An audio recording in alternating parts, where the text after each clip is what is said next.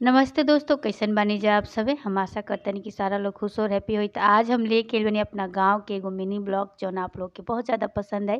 तो आज हम गांव पे आइल बनी और गांव में आप लोग के हम दिखावत तनी हमनी के दरवाजा हटे और एजा हमनी के भैंस भी बानल बाटे। सबसे पहले भैंस के भी दिखा देतनी और आज हम आप लोग के अपन खेत दिखाएब जौन की पास ही में खेत बाटे। आप लोग देख सकेनी जेने बसवार बाटे, सरसों बाटे, साइड में घर भी बाटे और नहर बावे जौन कि हमनी के बचपन में यही नहर पे खेलत रहनी जा।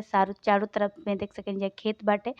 तो अब हम आप लोग के लेके चलतनी खेत में। तो ये देखिए आम के 2-4 गो पौधा लागल बाटे, मतलब कि छोटा-छोटा भी बाटे, अभी फड़ेला नाही, लेकिन अभी लागल बाटे। जे धनिया बोअल बाटे, आलू भी बोअल बाटे।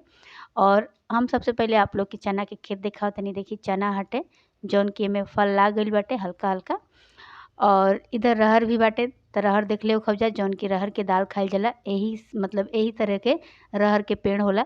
अब एजा हम आप लोग के आलू कोड़ के दिखावतनी। देखिए आलू एका दुगो निकलत ताटे, मतलब कि कोड़-कोड़ लोग ले जाता। अब एजा आप लोग देख सकेनी जा चना के जौन फूल बाटे कितना बढ़िया से फुलाइल बाटे और अंदर एमे फल लागल बाटे। त चना एही तरीके से फड़ेला और चना के खेती यही तरीका से होला। इधर धनिया बाटे, आप लोग देख सकेनी जा। धनिया में भी बीज लाग गइल बाटे और इ लेतरी हटे। लेतरी चना हमनी के यहाँ बोअल जाला। ये देखिए धनिया के पौधा हम नज़दीक से दिखा देतनी। यही तरी धनिया फरेला, आप लोग देख सकेनी जा। अब इ देखिए जा मटर हटे और मटर में चारों तरफ से फूल लागल बाटे और एकर छेमी हम आप लोग के पास से दिखावतनी। देखी अभी छोटा-छोटा बाटे, अभी मतलब कि पूरा गोटाइल नइखे, कहे के मतलब इ। त एइजा आप लोग देख सकेनी जा फ्रेंड्स गेहूँ के भी खेत आप लोग के दिखा देतनी। इ देखी सरसों हटे, सरसों भी मतलब कि फर गइल बाटे। और इ देखिए आम के एगो पेड़ बाटे, हमनी के खेत के बीच में ही बाटे और पास से हम आप लोग के गेहूँ के खेत दिखावतनी। देखिए गेहूँ के बाल हटे और इ 1-2 महीना बाद एकदम से गेहूँ जौन बा पाक जाई और फिर गेहूँ के भी फसल कटा जाई। अभी कम से कम 1 महीना लाग जाई सारा फसल के पाके में। अब आप लोग के दिखा सकेनी जा बीच-बीच में पेड़ भी बाटे खेत के। ये देखिए चना के फली हम आप लोग के दिखा देतनी एकदम पास से। ही देखिए चना के फल हटे और इ मटर के भी फली आप लोग के दिखा देतनी। तो देख सकेनी जा फ्रेंड्स कितना सुंदर देखे में लागत ताटे। और अकेले हम खेत में आइल बानी, ए वजह से अकेले ही वीडियो बनावतनी आप लोग के दिखावे खातिर। तो ये देखिए जा कितना बढ़िया गेहूँ के बाल आप लोग के हम दिखा देनी, कितना सुंदर दिखता। एजा हम लेतरी भी आप लोग के दिखा देतनी जौन कि लेतरी भी खाए में अच्छा लागेला, एकर भी दाल बनेला। तो इ दिखावे तनी हम पास से आप लोग के। देखी लेतरी हटे, ये देखिए ऐसे ही एमे भी फली लागेला लेतरी में भी। तो हमनी के यूपी बिहार में लेतरी बोअल जाला। मसूर के दाल भी होला, चना के दाल भी होला और मटर के दाल भी।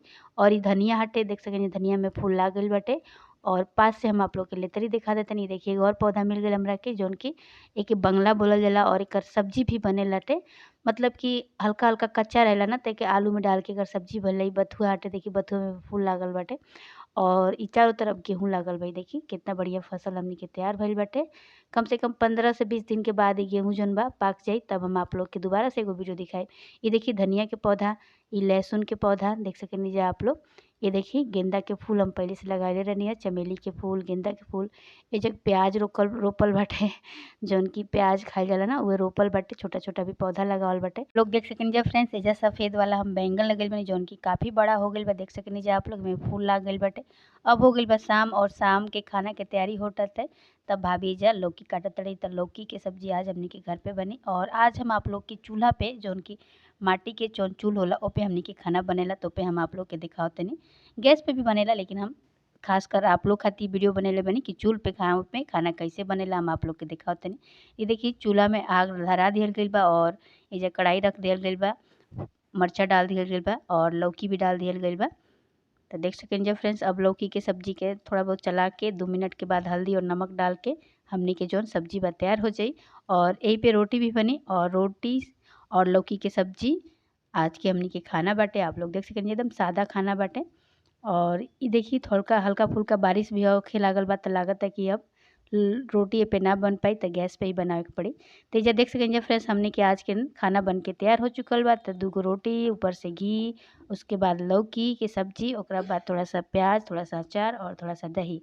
तो देख सकेनी जा हमनी के कितना सादा खाना आज घर के बन के तैयार हो चुकल बा गाँव के देसी तरीका से। तो अगर आज के आपके हमार ब्लॉग पसंद आइल होखे त प्लीज़ लाइक, शेयर, सब्सक्राइब कइल मत भूलब जा। और अगर हमरा चैनल पे पहली बार आइल बानी जा त प्लीज़ हमरा चैनल के सब्सक्राइब कर लेब जा।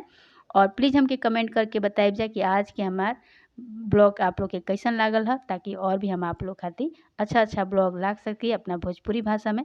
तब तक खातिर बाय बाय, फिर मिल जी कल एगो नया वीडियो के साथ, नया रेसिपी के साथ। Thank you so much friends हमारे वीडियो देखे खातिर। बाय बाय, फिर मिल जी कल एगो